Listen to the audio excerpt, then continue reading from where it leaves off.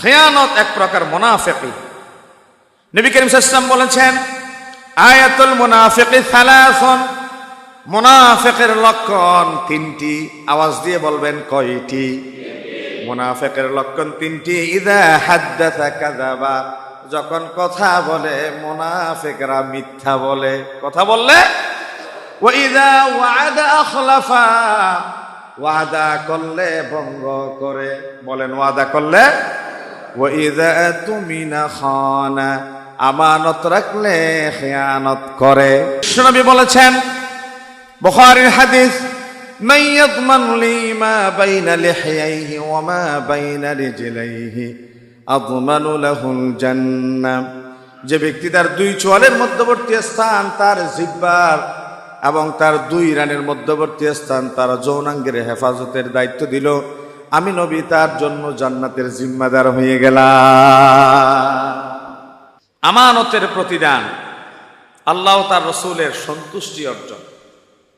প্রত্যেক কাজের, প্রত্যেক বিষয়ের একটা প্রতিদান থাকে, প্রত্যেক ক্রিয়ার একটা রিক্রিয়া থাকে, প্রত্যেক অ্যাকশনের একটা রিয়াকশন থাকে। ঠিক আমানত রক্ষার কি প্রতিদান আমরা পাবো, কি রিভেঞ্জ, কি রিওয়ার্ড আমাদের জন্য আছে, সে ব্যাপারটাও আমাদের জানা দরকার। নবী করিম সাল্লাল্লাহু আলাইহি ওয়াসাল্লাম বলেছেন, মান সাল্লাহু আন ইউহিব্বুল্লাহ ওয়া রাসূলাহু আও ইউহিব্বুল্লাহ ওয়া রাসূলুহু ফালইউসাদ্দিক হাদিসাহু ইযা হাদ্দাসা। বিশ্বনবী বললেন, কোন ব্যক্তি যদি পছন্দ করে আল্লাহ এবং তার রসুল তাকে ভালোবাসুক অথবা সে আল্লাহ এবং তার রসুলকে ভালোবাসেন। কোন ব্যক্তি যদি ইন্টেনশন লালন করেন আল্লাহ এবং তার রসুল তাদের পছন্দনীয় ব্যক্তিদের তালিকায় আমাকে অন্তর্ভুক্ত রাখো, অথবা আল্লাহ এবং তার রসুলের ভালোবাসা আমার অন্তরে আছে, এমন চিন্তা যদি কেউ লালন করে, বিশ্বনবী বললেন, ফালইউসাদ্দিক হাদিসাহু ইযা হাদ্দাসা, সে যেন যখনই কথা বলে তার কথার ভেতরে যেন সত্যতা রাখে। কি রাখে? কথা বলে না, কি রাখে? সত্যতা রাখে। কারণ কোরআনুল কারীম আল্লাহ রাব্বুল আলামিন বলেছেন, ওয়ামান আসদাকু মিনাল্লাহি কিলা, আমার আল্লাহর চেয়ে অধিকতর সত্য কথা আর কে বলতে পারে? কেউ কি পারে? কোরআনুল কারীম আল্লাহ রাব্বুল আলামিন বলেছেন, ইয়া আইয়ুহাল্লাযীনা আমানু তাকুল্লাহা ওয়া কুলু কওলান সাদীদা, যাদের ভেতরে ঈমান আছে তোমরা রবকে ভয় করো এবং সদা সত্য, সুন্দর, ইনসাফের পক্ষে অবস্থান করো। কারণ আল্লাহ রাব্বুল আলামিন কোরআনুল কারীমের ভেতরে বলেছেন, ওয়ামান আসদাকু মিনাল্লাহি হাদিসা। এক জায়গায় বলেছেন ওয়ামান আসদাকু মিনাল্লাহি কিলা, আরেক জায়গায় বলেছেন ওয়ামান আসদাকু মিনাল্লাহি হাদিসা। আল্লাহর চেয়ে সত্য, সুন্দর কথা বলতে পারার পৃথিবীতে দ্বিতীয় কেউ আছে? আসহাবে কাহাফের ঘটনা আমার নবীকে শোনাতে গিয়ে তিনি চমৎকার সত্যায়ন করলেন, নিজের সত্যবাদিতার ব্যাপারে সুস্পষ্ট করলেন। নাহনু নাকুসসু আলাইকা নাবাআহুম বিল হক, নবী হে আমার, আমি আপনাকে একটি সত্য সুন্দর কাহিনী, কিসসা বর্ণনা করতে যাচ্ছি। এবং সূরা ইউসুফের ভেতরে আল্লাহ রাব্বুল আলামিন বললেন, নাহনু নাকুসসু আলাইকা আহসানাল কসাসি বিমা আওহাইনা ইলাইকা হাযাল কুরআন। আল্লাহু আকবার। আমি আপনাকে সত্য, সুন্দর, সর্বোত্তম, মার্জিত, ভদ্রচিত আচরণ দিয়ে একটি ইতিহাস উপস্থাপন করতে যাচ্ছি। তাহলে আল্লাহর চেয়ে সত্যবাদী, আল্লাহর চেয়ে ন্যায়ানুক, আল্লাহর চেয়ে অধিকতর পবিত্র কথা বলতে পারার মতো দ্বিতীয় কেউ পৃথিবীতে আছে? বিশ্বনবী বলেছেন, আমার আল্লাহ এবং তার নবী ভালোবাসুক, অথবা তোমার অন্তরে যদি আল্লাহ এবং তার রসুলের ভালোবাসা আছে সেটা যদি তুমি প্রমাণ করতে চাও, তাহলে যখনই কথা বলবে কথার ভেতরে যেন সত্যতা থাকে। আপনি আছেন ইপিজেড, বলতে পারেন না ফোনে আপনি পতেঙ্গায় আছেন, আপনি ফেলে আসছেন আগ্রাবাদ, বলতে পারেন না ক্রসিন ফেলে আসছেন, আপনি খেয়েছেন এক তরকারি দিয়ে, বলতে পারেন না আর এক তরকারির ইতিহাস। আপনি একটা ব্যাপারে নিজেকে সংশ্লিষ্টতা রাখেন, আর একটা ব্যাপার নিয়ে আপনি মাথা ঘামান, এমনটা কোনো মোমেন করতে পারে না। একজন মোমেন যেই জায়গায় তার সংশ্লিষ্টতা রাখে, যে ব্যাপারে সে কথা বলে, প্রত্যেকটা জায়গায় পিওর পানির মতো নিজের স্বচ্ছ এবং পরিষ্কার পরিচ্ছন্ন হিসেবে উপস্থাপন করে। সত্যতা, সাধুতা, ন্যায় আনুগতা, এটা হচ্ছে মোমেনদের ভূষণ। 2 নাম্বার, ওয়াল ইউআদ্দি আমানাতাহু ইযা তুমিনা, যখন কারো কাছে কোনো আমানত রাখা হবে, সে যেন তার আমানত, যিনি রক্ষক, পাওনাদার যিনি, তার কাছে যেন আমানত যথাযথভাবে প্রত্যর্পণ করে দেয়। কোরআনুল কারীম আল্লাহ তাআলা এই ব্যাপারটা চমৎকার করে তুলে ধরেছেন, যে তোমাদের কাছে আমানত রাখলো, সে যখনই তোমাদের কাছে আমানত চেয়ে বসবে, তার আমানত তোমরা তাকে দিয়ে দাও, এবং আমানত দেওয়ার ব্যাপারে আল্লাহর ভয় অন্তরে লালন করো। সুবহানাল্লাহ বলেন। যেন করে মানুষ টাকা নিয়েছেন 15 দিনের জন্য, 14 তারিখ থেকে ফোন অফ করে দিলেন, 14 তারিখের পরে আপনি ফোন তার পিক করছেন না, তার সাথে যোগাযোগ রক্ষা করছেন না, এটা চরম পর্যায়ের খেয়ানত। আপনার কাছে মসজিদ মাদ্রাসার আমানত রক্ষা করা হলো, আপনি মসজিদ মাদ্রাসার আমানত খেয়ানত করলেন। মসজিদের সভাপতি, মাদ্রাসার দায়িত্বশীল, কোন প্রতিষ্ঠানের দায়িত্বশীল কর্মরত ব্যক্তি, প্রতিষ্ঠানের দায়িত্বের ব্যাপারে তিনি যদি উদাসীনতা প্রকাশ করেন, তাহলে তিনি দায়িত্বের ব্যাপারে আমানতের খেয়ানত করলেন। এই জন্যে আল্লাহ রাব্বুল আলামিন বলেছেন, فَإِنْ أَمِنَ بَعْضُكُمْ بَعْضًا فَلْيُؤَدِّ الَّذِي اؤْتُمِنَ أَمَانَتَهُ وَلْيَتَّقِ اللَّهَ رَبَّهُ। আমানত যথাযথভাবে দিয়ে দাও, এবং আমানত দেওয়ার ব্যাপারে ভয় করব কাকে? আমার আল্লাহরে ভয় করো। কারণ আমানত রাখার ব্যাপারে আপনার কাছে টাকা দেওয়া হয়েছে 10,000 নতুন টাকা, 1,000 1,000 1,000, আপনি তারে 500 করে ভেঙে 20টা করে দিতে পারেন না। আপনার কাছে যেই ধরনের যেই মানের আমানত রাখা হয়েছে, একই ধরনের একই মানের আমানত তার কাছে বরাবর ফিরিয়ে দিতে হবে। সেটি কথার আমানত হতে পারে, কাজের আমানত হতে পারে। সম্পর্ক নষ্ট হয়ে গেল, একটা সময় গিয়ে সুযোগটা কাজে লাগালেন, তারে মামলা দিয়ে দিলেন, মোকদ্দমায় জড়িয়ে দিলেন, তার গোপন কথা মানুষের কাছে ফ্লাশ করে দিলেন। আল্লাহ রাব্বুল আলামিন বলছেন, মোমেনরা কোনোদিন চান্সকে তার সুযোগ হিসেবে গ্রহণ করতে পারে না। কোরআনুল কারীম আল্লাহ রাব্বুল আলামিন চান্সকে যেন সুযোগ হিসেবে গ্রহণ না করে, সেই কথাও চমৎকার ভাবে বলছেন, ওয়ালা ইয়াজরিমান্নাকুম শানাআনু কওমিন আলা আল্লা তা'দিলু ই'দিলু হুয়া আকরাবু লিত্তাকওয়া।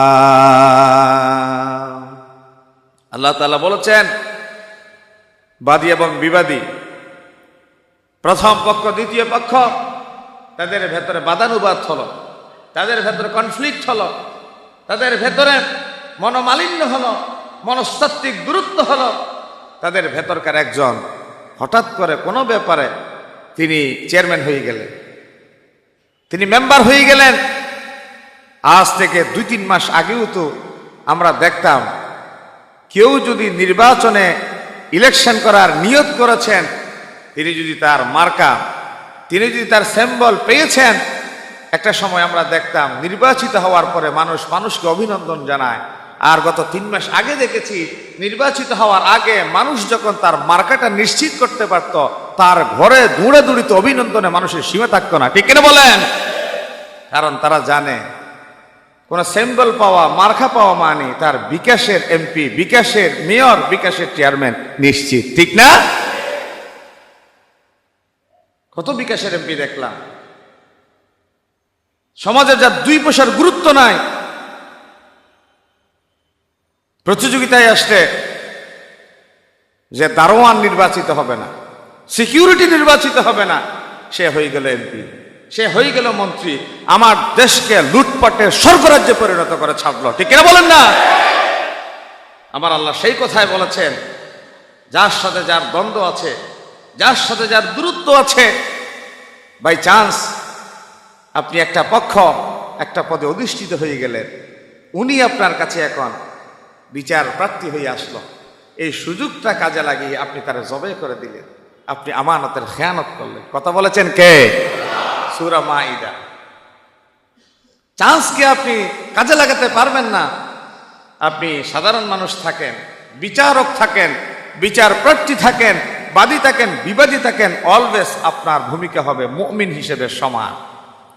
কেউ আপনার সামনে এসে মজলুম হবে না।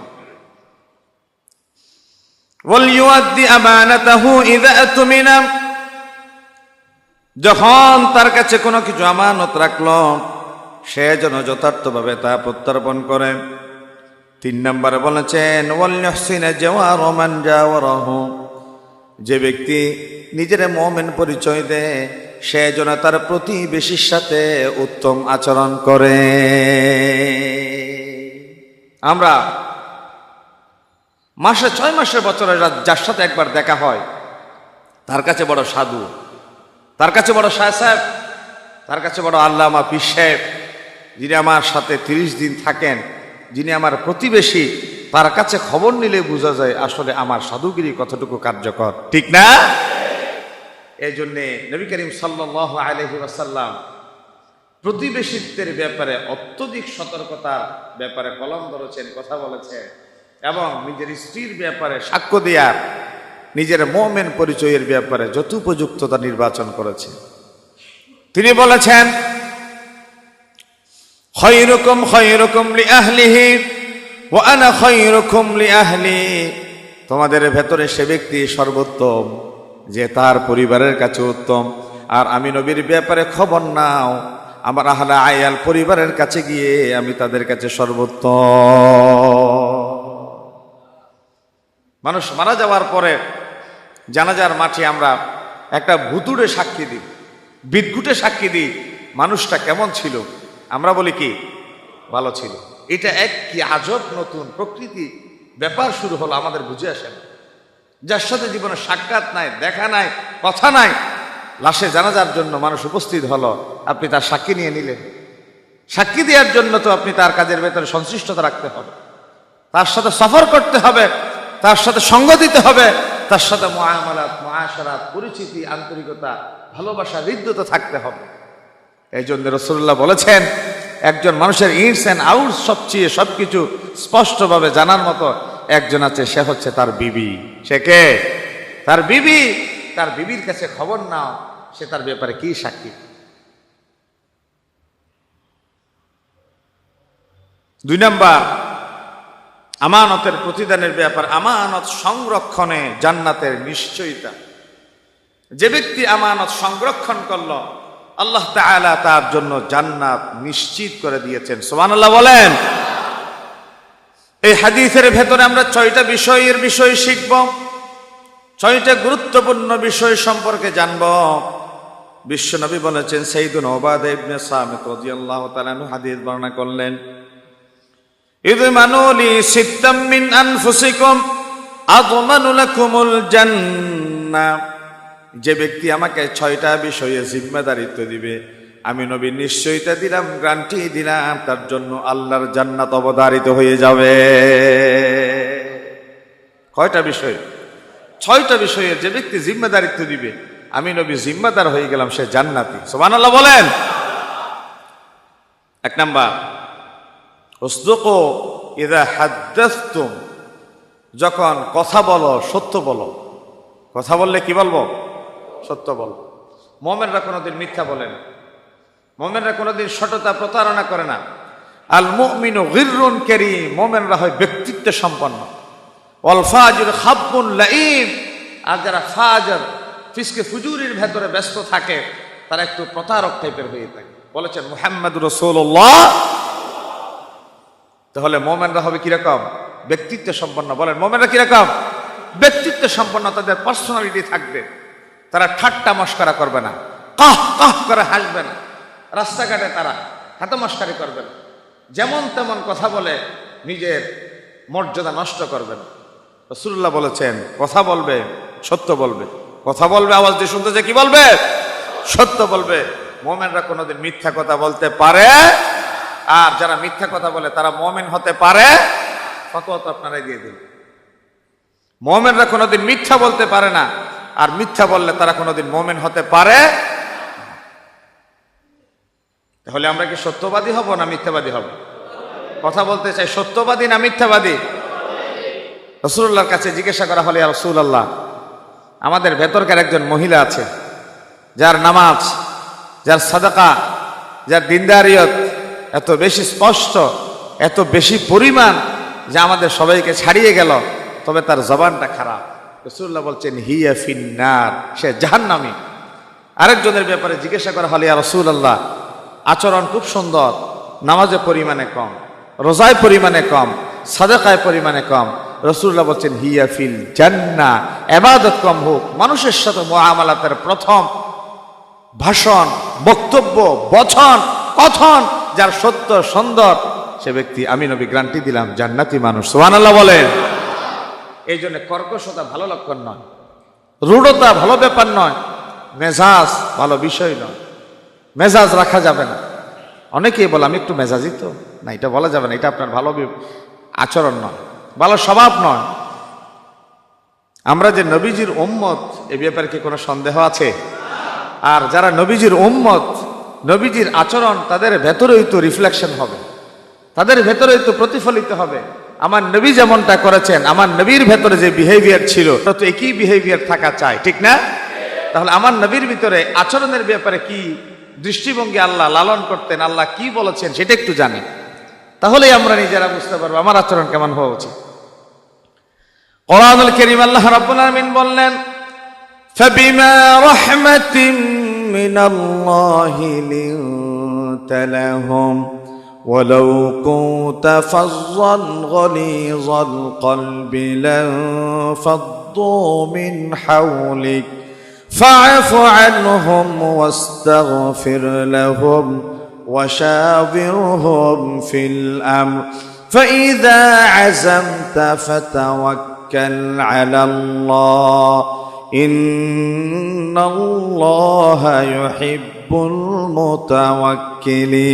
المتوكلين الله أكبر। নবী হে আমার, আপনি তাদের প্রতি অতিশয় কোমল, আপনি তাদের প্রতি অতিশয় সফট, জেন্টেল, ডিসেন্ট। ওয়ালাউ কুনতা ফাজ্জান গলিজাল কলব, যদি আপনি তাদের প্রতি রূঢ়ভাষী হতেন, কর্কশভাষী হতেন, কঠিন মেজাজের হতেন, লানফাদ্দু মিন হাওলিক, মানুষ আপনাকে ছেড়ে ভাগত। তাহলে নবীজির ব্যাপারে আল্লাহ বলছেন আপনি তাদের প্রতি কোমল, আপনি তাদের প্রতি সফট, আপনি তাদের প্রতি ডিসেন্ট, আপনার আচরণ মার্জিত। যদি আপনি রূঢ় মেজাজের হতেন, কর্কশভাষী হতেন, তারা আপনাকে ছেড়ে চলে যেত। ফাআফু আনহুম, তারা মাঝে মধ্যে আপনার সাথে কিছু অন্যায় আচরণ করে বসে, আপনি ক্ষমা করে দেন। ওয়াস্তাগফির লাহুম, শুধু নিজে ক্ষমা করবেন না, তাদেরকে সাথে নিয়ে আল্লাহর কাছে ক্ষমা চান। ওয়াশাওবিরহুম ফিল আমর, যে কোনো ব্যাপারে তাদের সাথে মুশাওয়ারা করুন, পরামর্শ করুন। আমি সব জানতা, সব কাজের আমিই কাজী, আমার চেয়ে ভালো বুঝে কে, আই এম দ্য বেস্ট, এটা যেন মাথায় না ধরে। এটা ফার্সিতে বলা হয় হামচুমান দিয়ে গড়ে নিস, আমি ছাড়া ভালো বুঝে কে, আমিই তো বেস্ট, আমিই তো সর্বে সর্বা। এই কথা যে চিন্তা করে, লালন করে, তার চিন্তার ভেতরে ভুলে ভরা, তার মেধা পছন্দ রয়েছে।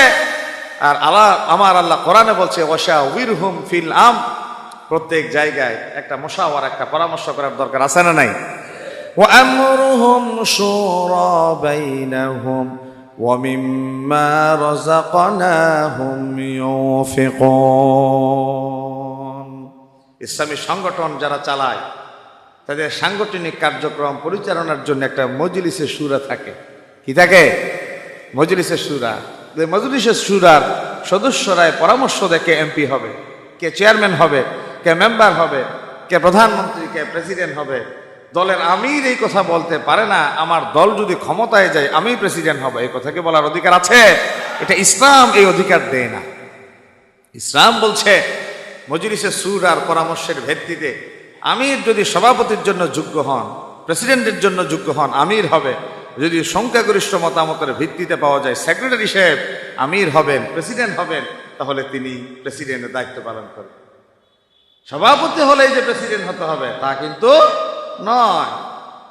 তাহলে নবী করিম সাল্লাল্লাহু আলাইহি ওয়াসাল্লামের আচরণ আমরা যদি সত্যিকার অর্থে অনুসারী হই তাহলে আমাদের ভেতরে প্রতিবিম্বিত হবে, আমাদের ভিতরে রিফ্লেকশন ঘটবে। আর আমার নবীর ব্যাপারে বলছেন কর্কশতা আপনার ভূষণ নয়, আপনার ভূষণ হচ্ছে সফটনেস, কোমলতা, নমনীয়তা, ভদ্রতা, সৌজন্যতা, শালীনতা। তাহলে আমরা কি কঠিন হব না নরম হব? আমরা কি অশালীন হব না ভদ্র হব? সকলে বলল না, আমরা অশালীন হব না ভদ্র হব? ভদ্র হব। আমরা এমন জাত, শক্তের ভক্ত নরমের জম। যারা আমাদের সাথে শক্ত হয়ে দাঁড়িয়ে যায় তাদের ব্যাপারে আমরা বিড়াল। আর রাস্তার হকার, রিক্সাওয়ালা, ঠেলাওয়ালা, কুলি, দিনমজুর যারা সারাদিন পিটাইলো তার পক্ষে কথা বলার কেউ থাকে না, আমরা তারা পিটাইতে নিজের হিরু মনে করি, ঠিক না? এটাকে বলা হয় কাগজের বাঘ। এটার বলা হয় কি? কাগজের বাঘ। অযথা মসজিদে এসে, মাদ্রাসায় গিয়ে, বিভিন্ন জনকল্যাণমূলক প্রতিষ্ঠানে নিজের সর্দারে মাতবরি দেখায়, তার মাতবরি ঘরের বউ শুনে না, তার নেতৃত্ব ঘরের বউর উপরে প্রতিফলিত হয় না, ছেলে মেয়ের উপর তার কন্ট্রোলিং নাই। সে এমন জায়গায় কন্ট্রোলিং দেখাতে যায় মাছ ব্যাপারে, ফল বিক্রেতা, রিক্সাওয়ালা, যার সাথে তর্ক করলে কোনো সাক্ষী সবুত ছাড়া তারা পিটানো যাবে, তখন বলে যে আমি একটু মেজাজি মানুষ, তো আমি মেজাজ ধরে রাখতে পারি না। তাহলে বিশ্বনবী বলেছেন অসদুকু ইযা হাদ্দাসতুম, যখন কথা বলবে সত্য কথা বলবে। ওয়া আউফু ইযা ওয়া'আদতুম, ওয়াদা করলে পূর্ণ করবে। ওয়াদা করলে কথা বলে না, ওয়াদা করলে পূর্ণ করবে। ওয়াদা করেছেন দাওয়াতে যাবেন, আপনি টাইমটাই ভুলে গেলেন, এমনি মুখের উপর বলে দিয়েছেন যাবেন, কিন্তু আপনি গুরুত্ব দিয়ে নেন। অথচ এই মানুষটা আপনার জন্য বাহারি আয়োজন করে বসলেন, আপনারাই ওনারা চিফ গেস্ট বানায় রাখলেন, ইরাবেন, তা আবার উনি ফোন দিল, বলে যে ভাই আমি তো অনেক দূরে চলে আসছি, আমার তো মনে নাই। এমন ওয়াদা কেন দিলেন ভাই আপনি? নবী করিম সাল্লাল্লাহু আলাইহি ওয়াসাল্লাম মেরাজের যে 14টি মূলনীতি নিয়ে আসলেন, তার ভেতরকার অন্যতম মূলনীতি হচ্ছে ওয়াউফু বিল আহদ ইন্নাল আহদা কানা মাসউলা, ওয়াদা করলে রক্ষা করো, কারণ ওয়াদার ব্যাপারে অবশ্যই তোমরা জিজ্ঞাসিত হবে কতটুকু তোমরা পূর্ণ কিংবা ভঙ্গ করেছে। কথা বলেছেন কে? এটা কি মোল্লার কথা না আল্লাহর কথা? আল্লাহর কথা। তাহলে এমন ওয়াদা দেওয়া যাবে না, এমন প্রতিশ্রুতি দেওয়া যাবে না যা রক্ষা করা কঠিন হয়ে যাবে। ওয়াদা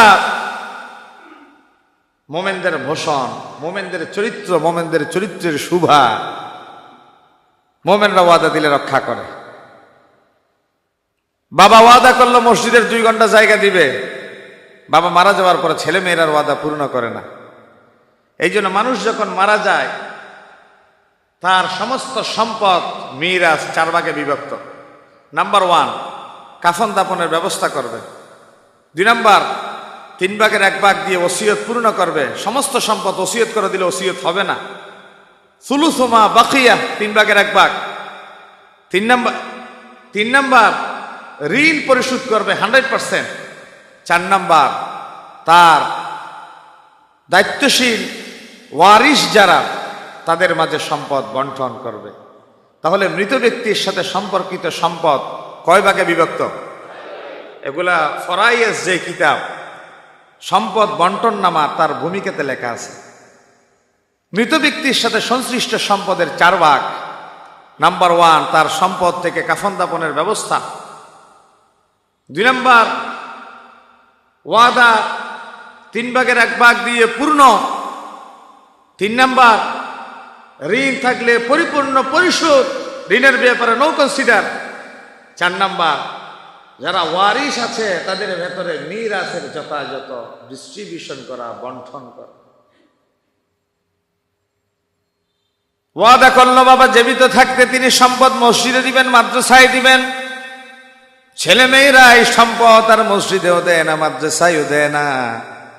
ওয়াকফের সম্পদ একটা সময় গিয়ে জেনারেশন তাবক করে।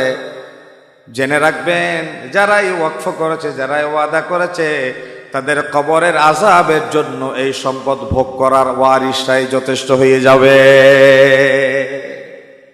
আপনি তাদের রেখে যাওয়া ওয়াদাকৃত সম্পদ ভোগ করছেন, মসজিদকে দেন না, মাদ্রাসাকে দেন না, তাদের কবরের আযাবের জন্য, ওয়াদার অপূর্ণতার জন্য আপনি দায়ী। আপনি তার মা বাবা হিসেবে বড় খায়েন, প্রতারক। 3 নাম্বার, ওয়া'আদ্দু ইযা তুমিনতুম, আমানতের পরিপূর্ণতা করো, আমানত দিয়ে দাও। 4 নাম্বার, ওয়াহফাযু ফুরুজাকুম, যৌনাঙ্গের হেফাজত করো, লজ্জাস্থানের সংরক্ষণ করো। ওয়াগাদ্দু আবসারাকুম, দৃষ্টিকে নত করো।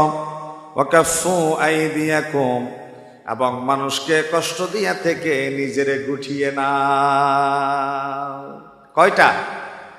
6টা। কথা বলেন কয়টা?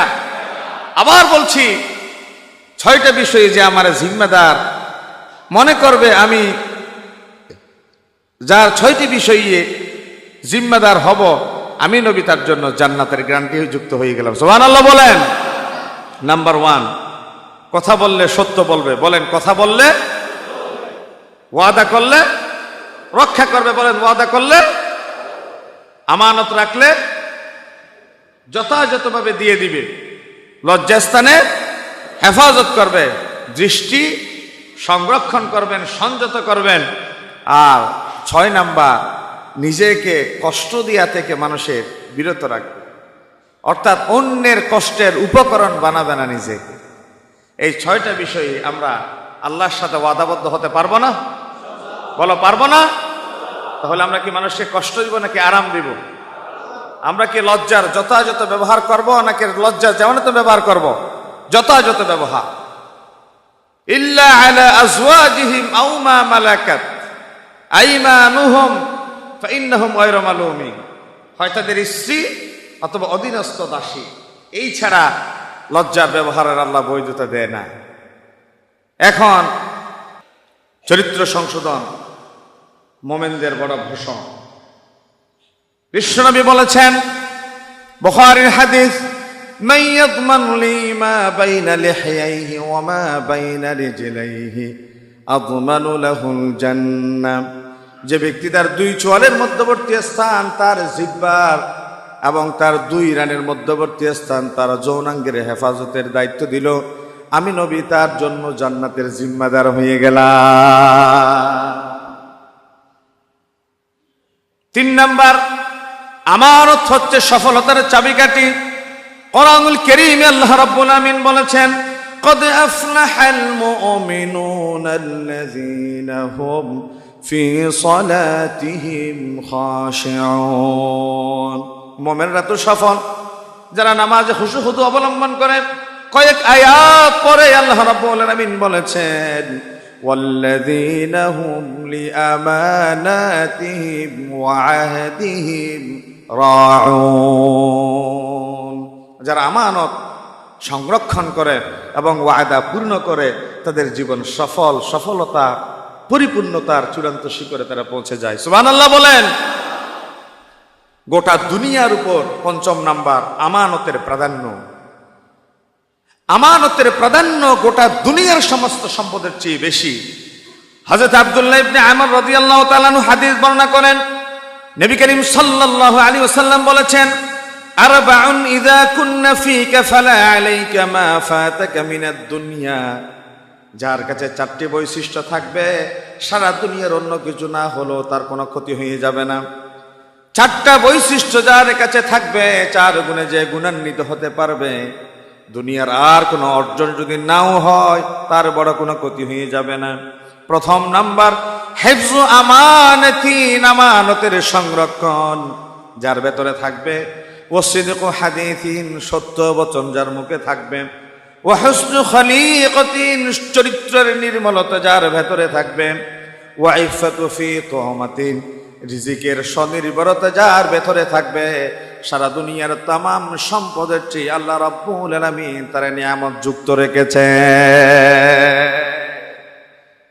নাম্বার 1 আমানতের হেফাজত, 2 নাম্বার কথার সত্যায়ন, 3 নাম্বার চরিত্রের নির্মলতা পরিশুদ্ধতা, 4 নাম্বার রিজিকের স্বনির্ভরতা, রিজিকের পবিত্রতা। এই 4টা গুণে আল্লাহ যারা গুণান্বিত করলো সেই দুনিয়ার সবচেয়ে সফল ব্যক্তি। সুবহানাল্লাহ বলেন। হযরত লোকমান হাকিম রাদিয়াল্লাহু তাআলা আনহুকে জিজ্ঞাসা করা হলো, ও লোকমান হাকিম, মা বালাগা বিকা মা তারা, এত বড় সম্মান, এত বড় মর্যাদা আপনি কেমনে অর্জন করলেন? হযরত লোকমান হাকিম জবাব দিয়েছেন, আমি নবী ছিলাম না, রাসূল ছিলাম না, তারপরে কোরআনুল কারীমে আমার নামে আল্লাহ সূরা দিয়ে দিলেন। তারে জিজ্ঞাসা করা হলো, এত বড় বিশাল মর্যাদার অধিকারী কেমনে আপনি হলেন? জবাবে তিনি বলেছেন, সিদিকুল হাদিসি ওয়া আদাউল আমানা ওয়া তারকু মা লা ইয়ানিনি। বেশি কিছু বলেন নাই, 3টা প্রশ্নের জবাব দিলেন। প্রথম নাম্বার, কথার সময় আমি কোনোদিন মিথ্যা কথা বলতাম না। 2 নাম্বার, আমানতের ব্যাপারে কোনোদিনই খেয়ানত করতাম না। 3 নাম্বারে অযথা অনর্থক কোনো কথা বলতাম না। সুবহানাল্লাহ বলেন। অযথা কথা বলা, টকেটিভ, বাছাল মুমিন হতে পারে না। মুমিনরা কোনোদিন মিনিংলেস, অনর্থক, বাজে মন্তব্য করে না, বাজে কথা বলেন। কারণ যারা বেশি কথা বলে, মান কাসুরা কালামুহু কাসুরা গলাতুহু, যে বেশি কথা বলে তার কথায় বেশি ভুল হয়। ওমান কাসুরা গলাতুহু ওয়াজাবা হালাকুহু, যার কথায় বেশি ভুল হয় তার কথাটা গুরুত্বহীন হয়ে যায়। ঠিক না? এই জন্য কথা বলতে হবে 10 কথার 1 কথা। বৈঠকে 10 জনে কথা বলল, আপনি শেষে একটা কথা বললে দেখা গেল আপনার কথাটাই ফাইনাল। এটাই হচ্ছে ব্যক্তিত্ব, এটাই হচ্ছে পার্সোনালিটি। মুমিনরা অযথা কথা বলে না। সর্বশেষ, আমানত রক্ষা না করার পরিণতি। নবী করিম সাল্লাল্লাহু আলাইহি ওয়াসাল্লাম বলেছেন, যখন দেখবে আমানত বিনষ্ট হচ্ছে তখন তুমি কিয়ামতের অপেক্ষা করবে। কে বলেছেন? মুহাম্মাদুর রাসূলুল্লাহ। যখন দেখবে আমানত সংরক্ষণ করা হচ্ছে না, আমানতকে যেন তেন ভাবে ব্যবহার করা হচ্ছে, অপেক্ষা করো, কিয়ামত বেশি দূরে নয়। তখন একজন সাহাবী জিজ্ঞাসা করা হলো, ইদা কাইফা ইদাআতুহা, ইয়া রাসূলুল্লাহ, আমানত কেমনে মানুষ নষ্ট করে, আমানত কেমনে অরক্ষিত থাকে? তখন রাসূলুল্লাহ বলেন, এই কথাটা এই সময়ের জন্য বেশি প্রযোজ্য। ইদা উসিদাল আমরু ইলা গায়রি আহলিহি ফান্তাযিরিস সাআ, বলে যে অযোগ্য ব্যক্তির কাঁধের উপর যখন কোনো বিশাল বড় জিম্মেদারিত্ব তুলে দেওয়া হয়, তখন সে আমানত খেয়ানত কি জিনিস পার্থক্য করতে পারে না, যেমন ইচ্ছা তেমন করে। অপেক্ষা করো, কিয়ামত বেশি দূরে নয়।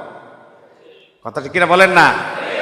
অর্থাৎ অযোগ্য ব্যক্তিদেরকে যখন বড় পদে দেখবে, অযোগ্য ব্যক্তিরা যখন রাষ্ট্র পরিচালক হবে, অযোগ্য ব্যক্তিরা যখন সমাজের কর্তা হয়ে যাবে, অযোগ্য ব্যক্তিরা যখন কোনো গুরুত্বপূর্ণ পদে বসে যাবে, তখন অপেক্ষা করবেন, কিয়ামত আর বেশি দিন নাই। খেয়ানত এক প্রকার মুনাফিকি। নবী করিম সাল্লাল্লাহু আলাইহি ওয়াসাল্লাম বলেছেন, আয়াতুল মুনাফিকি সালাসুন, মুনাফিকের লক্ষণ 3টি। আওয়াজ দিয়ে বলবেন, কয়টি? মুনাফিকের লক্ষণ 3টি। ইযা হাদ্দাসা কাযাবা, যখন কথা বলে মুনাফিকরা মিথ্যা বলে, কথা বললে। ওয়া ইযা ওয়া'আদা আখলাফা, ওয়াদা করলে ভঙ্গ করে, বলেন ওয়াদা করলে।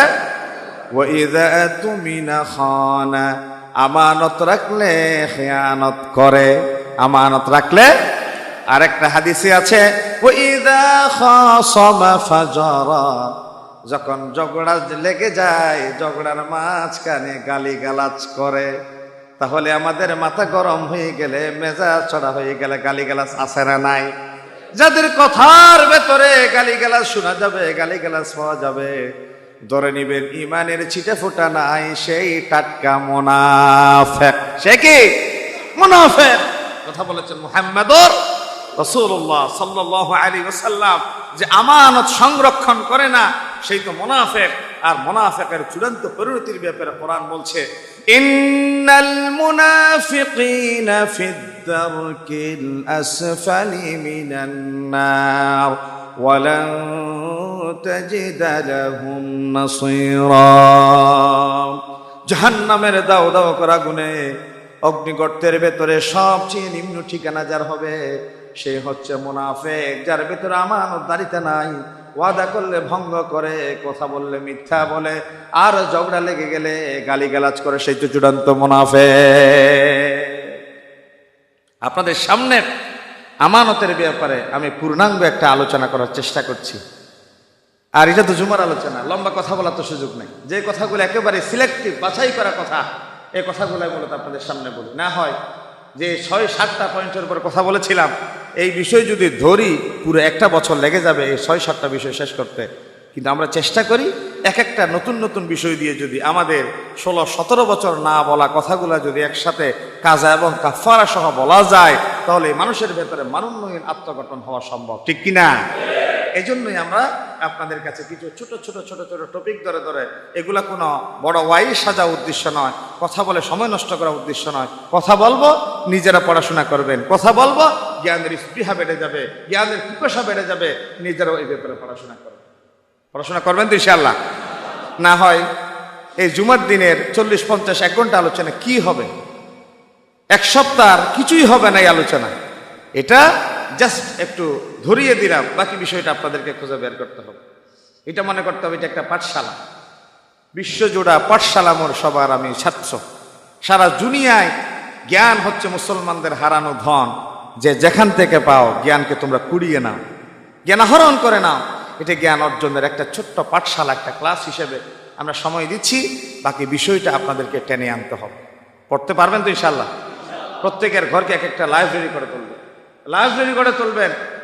বিল্ডিংয়ের কোনায় বুক সেলফ রাখবেন, মানুষ গিয়ে যেন আকর্ষিত হয়, আকৃষ্ট হয়ে যায়, তার ঘরে গিয়ে লাইব্রেরি করার জন্য সে যেন অনুপ্রাণিত হয়ে যায়। সামনে আসছে মাহে রমাদান, তাফসীর কিনেন, হাদিসের সিহাসিত্তার কিতাবগুলা কিনেন, সিরাত গ্রন্থ কিনেন। এখন থেকে পরিকল্পনা নেন কে কোন সূরা মুখস্থ করবেন, কে কোন সূরা থেকে তাফসীর পড়া শুরু করবেন। আল্লাহ রাব্বুল আলামিন আমাদের কথাগুলো বুঝে মেনে আমল করার তৌফিক দান করে। সকলে বলে আমিন। IUB media